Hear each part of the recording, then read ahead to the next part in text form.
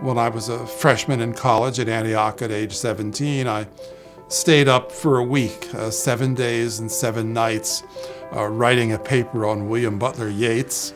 Didn't sleep that whole period of time. And by then, that was sort of who I was. Then off to college and studying literature and rushing off to Vietnam demonstrations. And in a way, that's still where I am.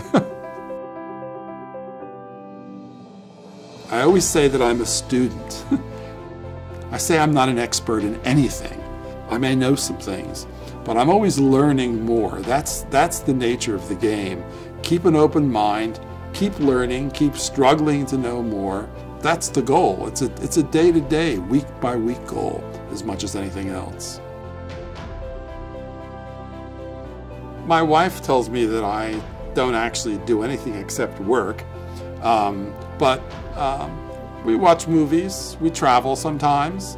I've been able to spend several months in Israel on several different trips, and there's no comparison with traveling in any other country. You can't take a cab ride in Israel without having a political conversation. You can't go to a restaurant. You can't do anything without having these amazing interactions with people from all different points of view. And it's inspiring, and it's challenging, and it's a very special privilege to be able to do that.